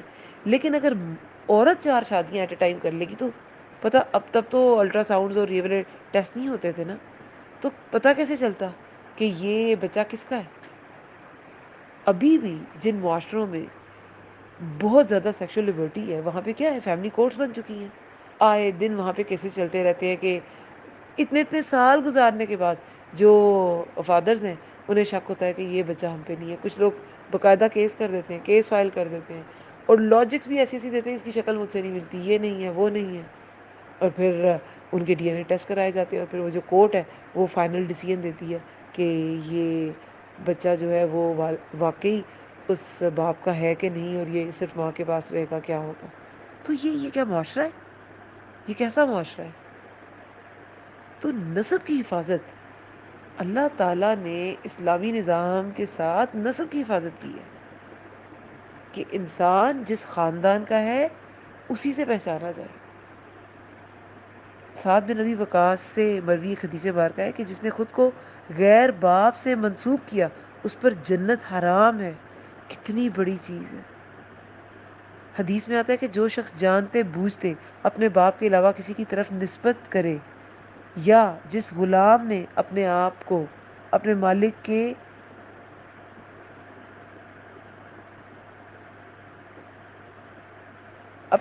کے غیر کی طرف منسوب کیا اس پر اللہ اور فرشتوں اور تمام لوگوں کی لعنت ہے. اللہ اسے قیامت کے دن نہ کوئی قرض قبول کرے گا نہ کوئی فرض قبول کرے گا اور نہ کوئی نفل. دیکھیے صرف اپنے آپ کو کسی دوسرے کے ساتھ منسوب کر لینا. ایون کہ اب بھی لوگ ایسے کرتے ہیں نا کہ اپنی کاسٹ کا نام ہٹا کے کوئی جو مشہور کاسٹ ہے وہ لگاتے ہیں. یہ بالکل اسلامکلی یہ بالکل جائز نہیں ہے. یا عورتیں شادی کے بعد اپنے شوہر کا نام لگا لیتی ہیں. اسلامکلی یہ بالکل جائز نہیں ہے. ایک انسان کے نام کے ساتھ بیسٹ آپشن جو دین دیتا ہے وہ اس کے باپ کا نام ہے. باپ کا نام ہی ساتھ لگنا چاہیے. بخاری میں آتا ہے جس نے جانتے بوجھتے اپنے آپ کو غیر باپ کی طرف منسوب کیا اس نے کفر کا ارتکاب کیا. جو شخص اپنے نفس خود کو یعنی کہ دوسری قوم کا بتائے وہ اپنا ٹھکانہ دوزخ میں بنا لے. ایسے لوگ اپنا ٹھکانہ دوزخ میں بنائے کتنی بڑی چیز ہے. کیونکہ دیکھیں یہ ایک بہت بڑا ظلم ہے کسی بھی انسان کے ساتھ کہ اسے بتایا جائے کہ تم اس خاندان کے فرد ہو اور وہ بعد میں اصل میں اس کا فرد نہ ہو. یا کوئی کسی فیملی نیم کو اپنے ساتھ لگا لے. کیوں لگائے بھائی؟ اللہ تعالیٰ نے جہاں پیدا کیا کسی لاجک کی وجہ سے پیدا کیا. آپ کو اسی کو لے کے چلنا ہے. یہ جو ہمارے معاشرے میں ہم ویسٹرن لوگوں کی طرح یہ جو اپنے نام کے ساتھ شوہر کا نام لگا دیتے ہیں تو وہ تو ایک وجہ تھی ان میں یہ رائج ہو گیا یہ رواج چل پڑا. ہمارے پاس کیا وجہ ہے؟ ہمارے پاس تو دین ہے. دین کا اصول ہے. ہم کیوں لگا لیتے ہیں مسز یہ اور مسز یہ؟ اپنے والد کا نام ساتھ لگائیں. اس میں بہت سی قباحتیں ہیں. دیکھیں بیٹی کا نام بھی ساتھ باپ کا لگا ہے اور بیوی کے نام کے ساتھ بھی اسی شخص کا نام لگا ہے. تو بیوی کون ہے بیٹی کون ہے کیا پہچان ہے؟ کوئی پہچان نہیں ہے. اسی طرح اگر شوہر فوت ہو گیا تو پھر کیا ڈاکیومنٹ سارے چینج کرائے گی؟ تو جو پہلے سے فادر کے چل رہے ہیں اسی پہ رکھیں اپنے ڈاکیومنٹس اور وہی آگے چلاتے جائیں. آئی ڈی کارڈ میں بھی آپشن ہوتی ہے کہ شوہر کا نام کیا ہے وہ الگ سے ہوتا ہے. وہ الگ شوہر کا نام لکھے اپنا نام والد کے نام کے ساتھ ہی رکھے.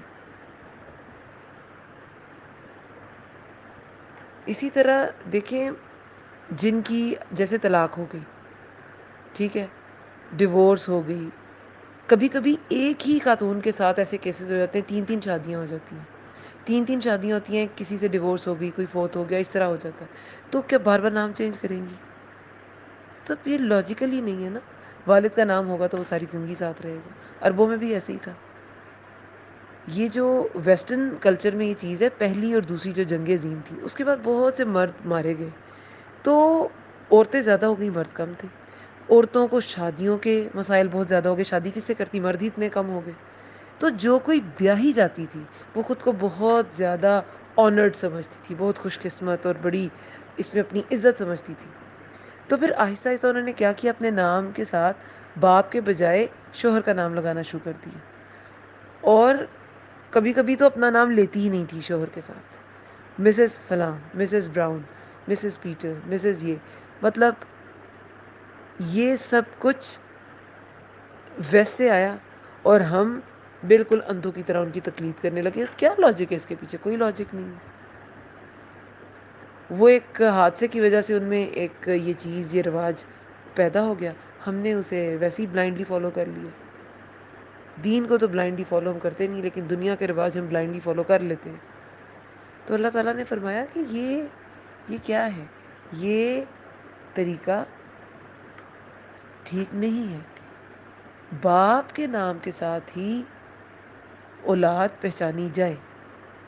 باپ کا نام بہت سی قباحتوں سے انسان کو بچا لیتا ہے. پکارو انہیں ان کے باپوں کے نام سے وہ زیادہ انصاف والا ہے نزدیک اللہ کے. پھر اگر نہیں تم جانتے ان کے باپوں کے نام اگر ٹھیک ہے کسی کے باپ کا نہیں پتا تو ان سے ویسے اچھا سلوک کیا جائے. وہ بھائی ہیں تمہارے دین میں، و موالیکم، اور دوست ہیں تمہاری. موالی جو ہے مولا کی جمع ہے. مولا ملا سے نکلا ہے. ملا کیا ہوتا ہے؟ ملا کا معنی ہوتا ہے دو یا دو سے زیادہ چیزوں کا ایک دوسرے کے بعد آنا، یک کے بعد دیگرے آنا، کہ درمیان میں کوئی اس جیسی چیز نہ ہو. ٹھیک ہے، یعنی کہ یہ بہت زیادہ گہری دوستی کی سینس میں آتا ہے کہ درمیان میں کوئی حائل نہ ہو. جیسے آپ نے وہ سنی ہو شاید quotation, three is crowd. Friendship میں تھری از کراؤڈ. جب دو لوگوں میں اچھی دوستی، یہ ایسے بات بنی ہے، ایک سمجھانے کی چیز ہے کہ دو لوگوں میں دوستی بہت اچھی رہتی ہے، لیکن جب تیسرا آ جاتا ہے تو تھری از کراؤڈ. تو تیسرا جو ہے نا وہ کراؤڈ کر دیتا ہے، وہ دو لوگوں میں ٹھیک ہے. تو وہ یہ ملا دو یا دو سے زیادہ چیزیں یکے بعد دیگر ہیں کہ درمیان میں کوئی ایسی اس جیسی چیز نہ ہو، اتنی بڑی چیز نہ ہو، مطلب اتنا کلوز بانڈ ہو. تو وہ جو دین کے بھائی ہیں، انہیں اگر والد کا نام نہیں پتہ تو وہ تمہارے دینی بھائی تو ہیں نا. اور نہیں تم پر کوئی گناہ اس معاملے میں جو خطا کی تم نے. اگر زمانہ جاہلیت میں جب یہ حکم نہیں اترا تھا، جب اللہ تعالیٰ نے شریعت کے یہ احکام نازل نہیں کیے تھے، کوئی خطا ہو گئی، تم کچھ کہتے رہے، جیسے کہ زید بن حارثہ کو بھی زید بن محمد کہا جاتا رہا ہے. لا علمی کے زمانے میں غلطیاں ہوگی تو اللہ معاف کرنے والا ہے. خطا بھول چوک کی دیکھیں اللہ تعالیٰ نے جو الفاظ استعمال کیے ہیں وہ کیسے چنے ہوئے ہیں. خطا بھول چوک، جو واقعی خطا بائے مطلب انکانشیسلی جو انسان سے خطا ہو جاتی ہے. لیکن جو انسان اصرار کر کر کے دوبارہ غلطیاں کرتا ہے وہ خطیہ ہوتا ہے. تو خطا اور خطیہ یا وہ دو الگ چیزیں ہیں. یہاں پہ خطا کی بات ہوئی ہے کہ اگر اس معاملے میں تم سے کوئی خطا ہو گئی ہے اور لیکن تو اللہ تعالیٰ نے اس پہ کوئی گناہ نہیں رکھا. وَلَيْسَ عَلَيْكُمْ جُنَاحٌ، نہیں تم پر کوئی گناہ اس معاملے میں اگر کوئی خطا ہوئی تم سے. لیکن جو تعمدت، ارادہ کرے. عمدہ کیا ہوتا ہے؟ عمدہ ستون کو کہتے ہیں نا، ہے نا. تو ستون عمارت کی بنیاد ہوتا ہے. اسی طرح ارادہ یا نیت عمل کی بنیاد ہوتا ہے. اعتماد بھی اسی سے نکلا ہے، بھروسہ، اعتماد. تعمدت، ارادہ کریں. اور لیکن جو ارادہ کرے قلوبکم، دل تمہارے، کہ اگر دل میں تمہارے کوئی کھوٹ تھی تو پھر اللہ جانتا ہے. دل کا ارادہ ادھر امپورٹنٹ ہے. اگر کوئی بائی مسٹیک کوئی چیز ہوگی تو اللہ معاف کر دے گا، لیکن اگر ارادتاً تم نے کچھ کیا تو پھر اللہ تعالیٰ پوچھ بھی سکتا ہے. وَقَانَ اللَّهُ، اور ہے اللہ، غفور الرحیم، بخشنے والا، نہایت رحم کرنے والا. کوئی ایسی خطا کبھی ہو جائے تو اللہ تعالیٰ تو غفور الرحیم ہے. اور جب تک سانسیں چل رہی ہیں آپ کے پاس، ہمارے پاس معافی کا موقع ہے، تو کیوں نہ اسے فائدہ اٹھایا جائے. اسے فائدہ اٹھایا جائے، اپنی غلطی کی معافی مانگ لی جائے. اور کچھ جو خطائیں ہیں ان کا کفارہ بھی ہے، اس کا کفارہ دے دیا جائے. پھر یہاں پر ہے النبی، نبی اولا، قریب تر ہے، بالمؤمنین، مومنوں کے، من انفسہم، ان کے نفسوں سے. یعنی ان کے نفسوں سے بھی زیادہ قریب نبی صلی اللہ علیہ وسلم ہے مومنوں کے. وازواجہ، اور بیویاں، بیویاں اس کی، امہاتہم، مائیں ہیں ان کی. اس کی کس کی؟ نبی صلی اللہ علیہ وسلم کی. نبی صلی اللہ علیہ وسلم کی جو بیویاں ہیں وہ مومنوں کی مائیں ہیں. مومنوں کی بات ہو رہی ہے نا، کہ نبی صلی اللہ علیہ وسلم قریب تر ہے مومنوں کے ان کے نفسوں سے. ان کے اپنے نفسوں سے بھی رسول اللہ قریب ہے. کیوں؟ کیونکہ جو رسول اللہ ان کی خیر خواہی کرتے رہے، انہوں نے کر دی، جو پیغام پہنچا دیا، جس مشقت کے ساتھ پہنچایا، وہ تو انسان اتنی مشقت اپنے نفس کے لیے بھی نہیں اٹھاتا. کوئی رشتہ اتنی مشقت کسی کے لیے نہیں اٹھا سکتا، نہ کوئی پیرنٹس، نہ اولاد، نہ رشتہ دار، نہ بہن بھائی. جو مشقت رسول اللہ نے اٹھا کر پیغام اللہ تعالیٰ کا، اپنا حق کے رسالت ادا کیا، اللہ تعالیٰ کا پیغام لوگوں تک پہنچایا، وہ کوئی بھی نہیں کر سکتا. تو اس لیے اللہ تعالیٰ نے فرمایا کہ نبی قریب تر ہے مومنوں کے ان کے نفسوں سے. ان کے اپنے نفسوں سے بھی زیادہ قریب رسول اللہ ہے ان کے. رسول اللہ کے ساتھ جو رشتہ ہے کسی بھی مومن کا، وہ سب رشتوں سے زیادہ بڑا ہے. کیسے کیسی قربانیاں دی. سعد بن ابی وقاص ٹین ایجر تھے، ان کی والدہ نے کھانا پینا چھوڑ دیا لیکن دین سے نہیں پھرے. رسول اللہ کے ساتھ دین کا رشتہ تھا وہ پہلے. مصعب بن عمیر، وہ انہیں بالکل آپ کہہ لیں کہ ابینڈن کر دیا ان کے پیرنٹس نے. اتنے نازوں پلے تھے، اتنے امیر گھر کے تھے، اچھے خاصے کھاتے پیتے گھر کے، لیکن چھوڑ دیا سب کچھ. تو انہوں نے عیش و عشرت ہی چھوڑ دی. انہوں نے اپنی اولاد کو چھوڑا, اولاد نے دین نہیں چھوڑا, عیش و عشرت چھوڑ دی کہ اس کی وجہ سے بلیک میل ہو رہا ہوں, چھوڑ دیا. کیا کرنا ان چیزوں کو, حق کا راستہ نہیں چھوڑا. تو النبی اولا, نبی قریب تر ہے مومنوں کے ان کے نفسوں سے, اور بیویاں اس کی, یعنی کہ نبی کی بیویاں مائیں ہیں ان کی. ایک تو احترام کے لحاظ سے بھی وہ مومنوں پر ان کی جو تعظیم ہے وہ بالکل ایسے فرض ہے جیسے ماں کی جاتی ہے. اسی طرح رسول اللہ صلی اللہ علیہ وسلم کی وصال کے بعد, ان کی وفات کے بعد بھی کسی بھی امہات المومنین میں سے کسی کا بھی نکاح کسی دوسرے مومن سے نہیں ہو سکتا تھا, کیونکہ قرآن نے کہہ دیا کہ وہ تمہاری مائیں ہیں. وہ مائیں ہیں تو وہ جو مومنوں کی ماں ہے وہ ظاہر ہے نعوذ باللہ وہ بیوی نہیں ہو سکتی. تو ان سے نکاح جائز نہیں, ان کی تعظیم ہے. اور یہاں پر یہی کہا گیا کہ بیویاں اس کی مائیں ہیں تمہاری. وَأُولُو الْأَرْحَامِ, اور رحم والے, یعنی کہ رشتے, رحم والے آگے بریکٹ میں لکھ رہے ہیں رشتہ دار, اور رحم والے رشتہ دار, بعضهم, بعض ان کے, اولا, نزدیک تر ہیں, ببعض, بعض کے, فی کتابی, کتاب میں, فی کتاب اللہ, کتاب میں اللہ کی, من المؤمنین, مومنوں میں سے, والمہاجرین, اور مہاجرین میں سے, الا, مگر, ان, یہ کہ, تفعلوا, تم کرو, الا, طرف, اولیائکم, طرف اپنے دوستوں کے, معروفہ, کوئی بھلائی, کانا, یہ, ذالکا, کانا, کانا ہے, ذالکا یہ, فی الکتابی مستور, ہے یہ کتاب میں لکھا ہوا, مستورا, لکھا ہوا. اب دیکھیں یہاں پہ کیا حکم ہے کہ ایک تو نبی صلی اللہ علیہ وسلم کا رشتہ مومنوں میں سب سے زیادہ قریبی ہے. دیکھیں یہ اتنا زیادہ کیوں احساس دلایا جا رہا ہے کہ اللہ تعالیٰ پہ توکل کرو, رسول اللہ کی کو ہی فالو کرو, رسول اللہ تمہارے نفسوں سے زیادہ تمہارے قریب ہیں, ان کی ازواج تمہاری مائیں ہیں. اور یہ سب کچھ اس لیے کہ رسول اللہ کی امپورٹنس یہ سمجھیں گے تو ان کی بات مانیں گے. رسول اللہ کی امپورٹنس اس قرآن نے بھی سمجھائی ہے کہ یہ نبی ہیں, یہ ان کی یہ ویلیو ہے, یہ تمہارے لیے اتنے مخلص ہیں, یہ تمہارے لیے ایسا ایسا سوچتے ہیں. رسول اللہ کے بارے میں کیا آتا ہے کہ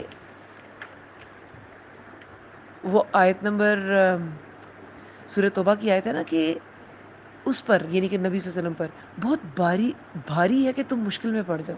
تمہارے بارے میں حریص ہیں, یعنی کہ تمہاری ہدایت کے بارے میں حریص ہیں, اور مومنوں کے لیے بہت شفقت کرنے والے ہیں, بہت مہربان ہیں.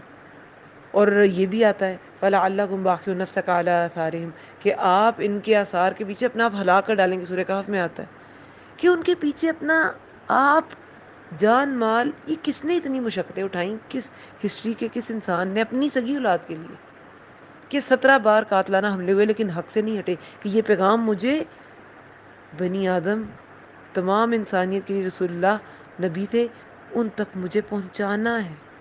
تو ان کی بار بار امپورٹنس بتائی گئی ہے. جیسے ابھی ہم نے احادیث ابھی سنی نا کہ تم میں سے کوئی مومن نہیں ہو سکتا جب تک, رسول اللہ نے کیا فرمایا, میں تمہارے باپ, تمہاری اولاد, تمام انسانوں سے زیادہ تمہیں عزیز نہ ہو جاؤں. کیونکہ یہ عزیز رکھے بغیر آپ اتنے بڑے بڑے احکام جو صدیوں سے تو آپ کے معاشرے میں رائج ہوں, آپ کے والدین بھی اس کو پریکٹس کر رہے ہوں, آپ کے قبیلے کی بھی وہی رسمیں ہیں, آپ کے معاشرے کی بھی وہی رسمیں ہیں, باپ دادا کی بھی, ان کو چھوڑ دینا آسان نہیں ہے. یہ تبھی انسان مانے گا جب اس انسان پہ پورا اعتماد ہوگا کہ یہ میرے ساتھ مخلص ہے.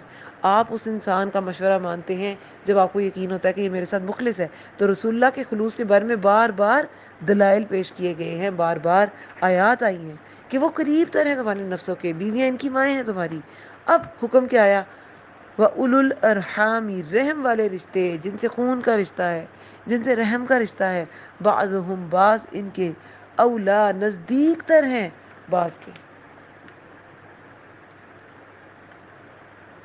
کتاب میں اللہ کی, یعنی کہ اللہ کی کتاب میں یہ حکم آ گیا. اولا کیا ہوتا ہے, اولا کا لفظ ڈانٹ اور دھمکی کے معنوں میں بھی آتا ہے, مگر اگر اولا کے بعد ببعدن ہے نا, بعد آ رہا ہو تو اس کا مطلب ہے نزدیک کا. ٹھیک ہے, تو یہاں پہ نزدیک کی بات ہے کیونکہ آگے آ گیا نا, ببعدن. اور رحم والے رشتے بعض ان کے نزدیک تر ہیں بعض کے, کتاب میں اللہ کی. اللہ کی کتاب میں جو رولز دیے گئے نا اس میں رحم کے رشتوں کو قریب تر رکھا گیا ہے. یہ اصول دیا جا رہا ہے وراثت کے لحاظ سے. ویسے تو ایمان کا رشتہ کبھی کبھی آپ کے جو ایمان کے ساتھی ہوتے ہیں وہ آپ کو بہت پیارے ہو جاتے ہیں، رحم کے رشتے، باقی رشتے دار، سسرالی رشتے سب پیچھے چلے جاتے ہیں. اور جو دین کی وجہ سے آپ کا جس سے تعلق ہوتا ہے وہ آپ کو بہت پیارے ہو جاتے ہیں، کیونکہ آپ ان سے بہت کچھ سیکھ رہے ہوتے ہیں.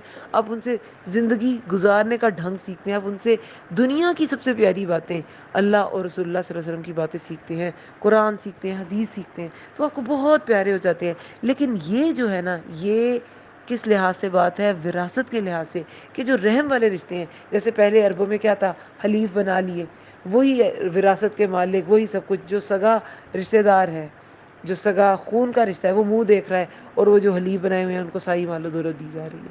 تو اللہ تعالیٰ نے اس رسم کا خاتمہ کیا ہے. یہ قدرت کے مطابق نہیں ہے.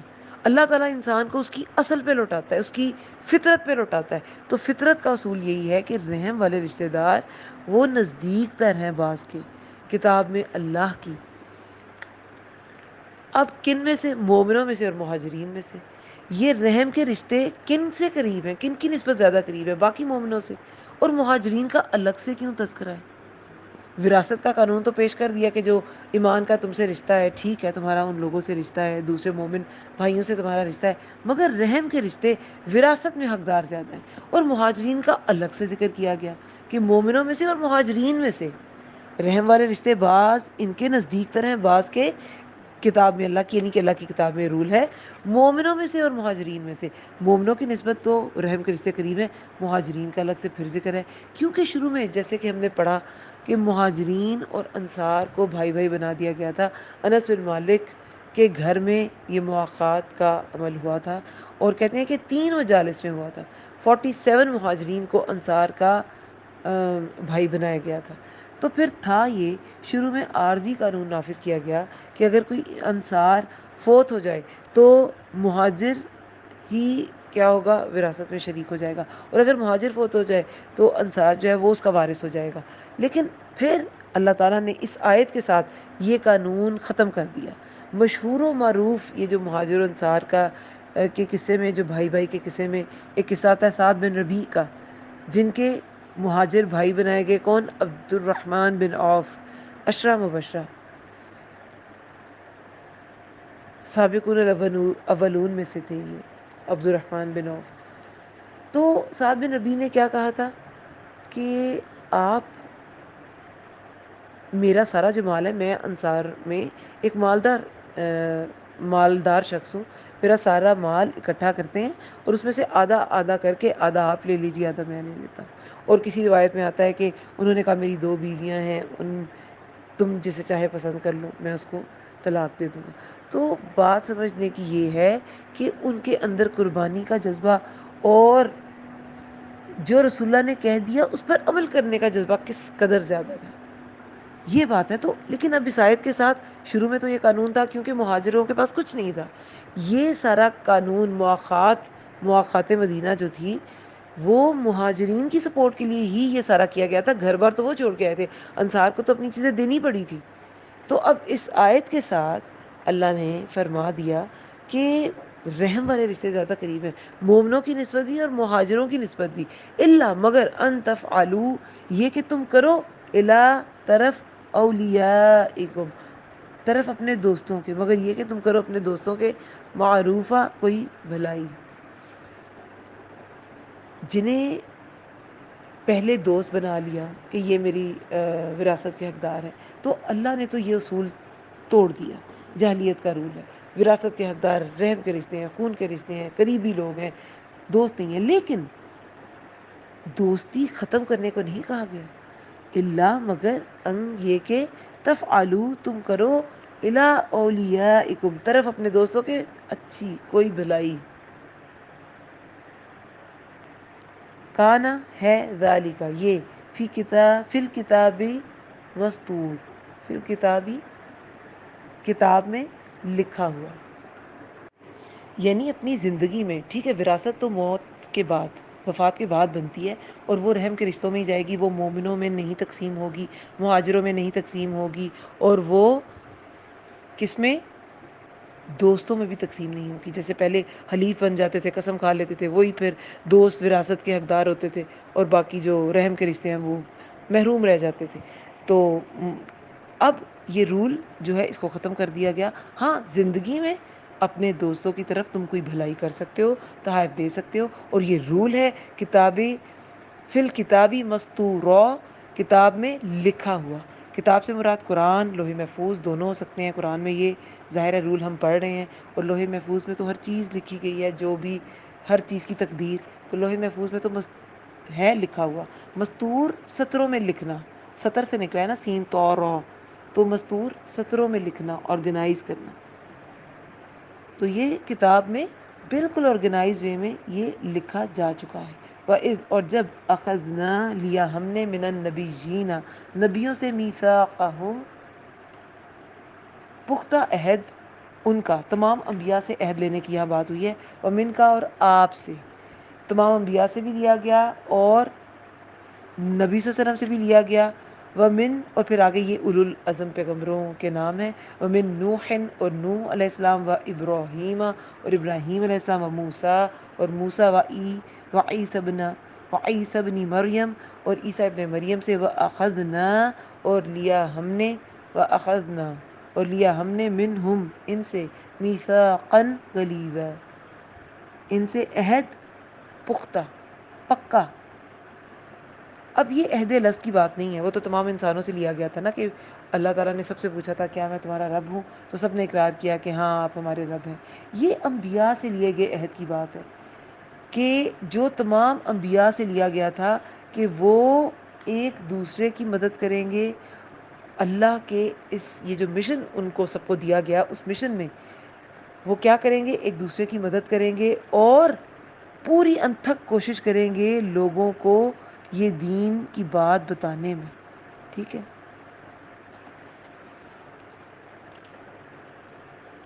اب سورہ آل عمران میں آیت نمبر 81 میں اللہ تعالیٰ کیا فرماتے ہیں؟ اللہ تعالیٰ فرماتے ہیں,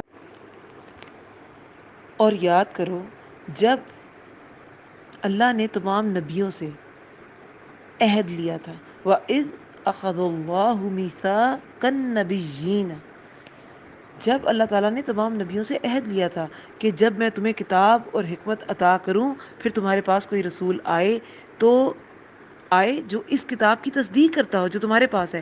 یعنی کہ اللہ نے جس پیغمبر کو بھی بھیجا کوئی پیغام دے کے, اور پھر اس کے پاس کوئی اور نبی آئے, وہ کسی اور نبی کو پائے, رسول کو پائے جو اسی کتاب کی تصدیق کرتا ہو, تو تمہیں اس پر ایمان لانا ہوگا, اور اس کی مدد وَلَا تَنْصُرُنَّهُ, اور اس کی مدد کرنا ہوگی.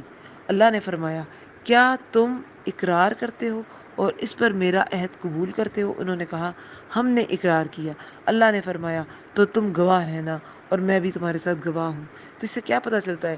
یہ وہ عہد ہے جو رسولوں سے لیا گیا, کہ وہ باقی رسولوں کی شریعت کی تصدیق کریں گے. اور جو رسول, دیکھیں ہم بار بار کیا پڑھتے ہیں کہ ہر رسول نے رسول اللہ صلی اللہ علیہ وسلم کی آمد کی پیشن گوئی کی تھی, بتایا تھا ایک آخری رسول آئے گا, اس پر ایمان لے آنا, کیونکہ وہ سب وعدہ کر چکے تھے نا.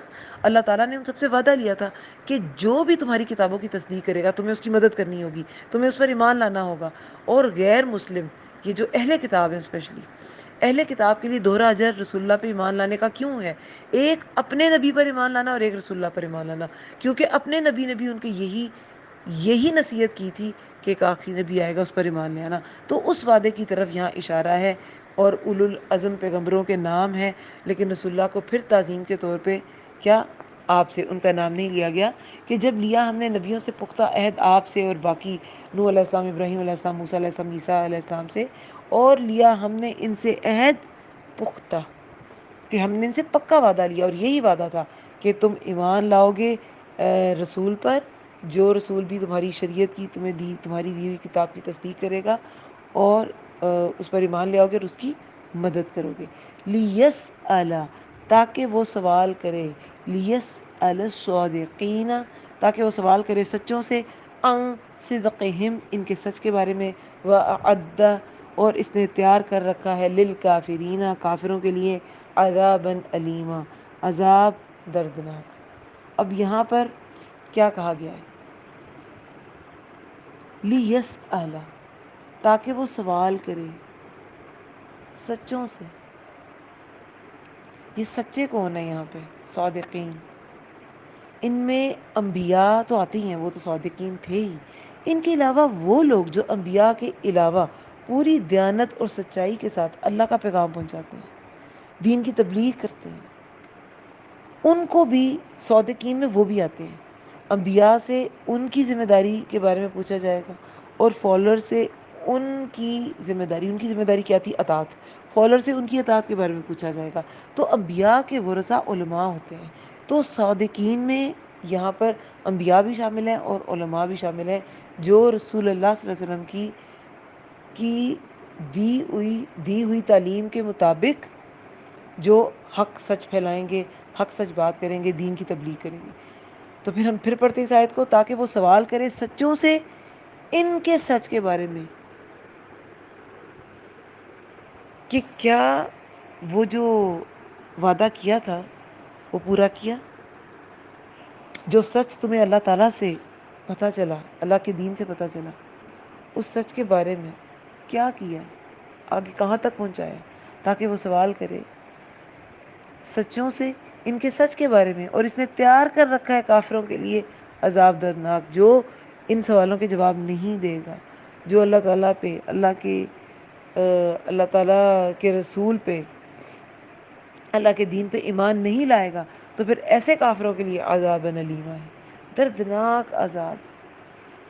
بار بار عذاب کی وعید، بار بار جو ایمان لے آئے گا اس کے لیے خوشخبریاں.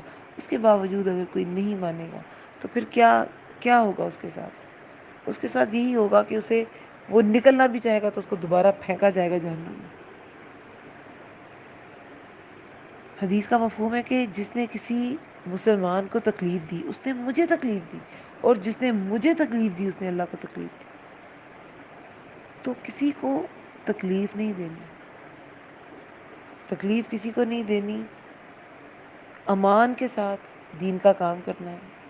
ایسے بات نہیں پھیلانی. ظاہر ہے جس تک سچ پہنچا، جس تک یہ حق پہنچا، اس کا فرض ہے کہ وہ آگے پھیلائے، لیکن ایسے بات نہیں پھیلانی کہ دل آزاریاں ہوں. اور یہ امت کو جوڑنے کے لیے، مسلمانوں کو جوڑنے کے لیے جو دین آیا، اسی سے ہم ٹوٹنا شروع ہو جائیں، اسی کو ہم ایکسکیوز بنا بنا کے ایک دوسرے سے دور چلے جائیں. ایسا نہیں ہے. یہ سب کچھ اسی لیے کیا گیا،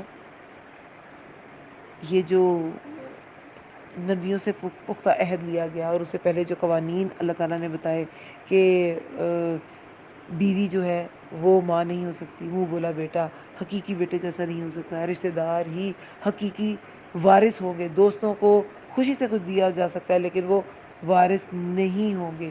یہ سب کچھ اللہ تعالیٰ نے بتا دیا تاکہ وہ سچوں سے سوال کرے ان کے سچ کے بارے میں. یہ سب کیا تھا کہ نہیں. اور اللہ تعالیٰ نے جو ان کا انکار کرے گا، اللہ تعالیٰ نے ان اصولوں کا انکار کرے گا. یہ بیسک اصول ہے جو آج ہم نے پڑھے. ان اصولوں کا انکار کرے گا تو پھر اللہ تعالیٰ نے ایسے کافروں کے لیے عذاب علیمہ، دردناک عذاب تیار کر رکھا ہے. تو اللہ تعالیٰ ہمیں بچا کے رکھے ایسے عذاب سے، جو انسان کی جہالت کی وجہ سے وہ اس کا شکار ہوگا، اور چھوٹی چھوٹی چیزوں پہ ہم جو کان نہیں دھرتے اور اسے ایز اٹ از ہوتے چلے جانے دیتے ہیں جیسے وہ صدیوں سے چل رہی تھی. یہ بہت بڑی بڑی مشکلوں کا سبب بن جاتی ہیں چیزیں. جو شریعت کے قانون ہیں ان کو فالو کرنا چاہیے. رسول اللہ صلی اللہ علیہ وسلم وسعت سے کام لیتے تھے. جب ان کے پاس مال کی بہتات نہیں تھی تو حکم تھا کہ مقروض کا جنازہ نہ پڑھا جائے، وہ نہیں پڑھتے تھے. لیکن جب وسعت ہو گئی تو جنازہ لوٹاتے نہیں تھے بلکہ مقروض کو قرض ادا کر دیتے تھے. تو ہم تو ایسے نبی کی امتی ہیں کہ وسعت والا معاملہ کریں، کسی کی دل آزاری نہ کریں. اور یہ احکامات بہرحال نافذ، ان کا نفاذ ہر ایک کا فرض ہے. سب اپنے تئیں کوشش کریں اور اللہ کرے کہ ہم کم از کم اپنی زندگیوں پہ ان کو نافذ کر لیں، اپنے ارد گرد اپنے ماحول میں ان کو نافذ کر لیں. اللہ تعالیٰ ہمیں اس کی توفیق دے. آمین یا رب العالمین. اللهم ارزقني تفكر وتدبر لما يتلوه لساني من كتابك، والفهم له والمعرفة بمعانيه، والنظر في عجائبه، والعمل بذلك ما بقيت. انک علی کل شیء قدیر۔ اے اللہ تیری کتاب قرآن میں سے میری زبان جو پڑھتی ہے اس میں مجھے تفکر، تدبر اور اس کی سمجھ عطا فرما، اور اس کے معنی اور عجائبات کی پہچان کروا، اور جب تک میں زندہ ہوں اس کے مطابق عمل کروں۔ بے شک تو ہر چیز پر قدرت رکھنے والا ہے۔ آمین آمین یا رب العالمین۔ سبحانک اللہم و بحمدک، نشہد ان لا الہ الا انت، نستغفرک و نتوب الیک۔ السلام علیکم ورحمۃ اللہ وبرکاتہ۔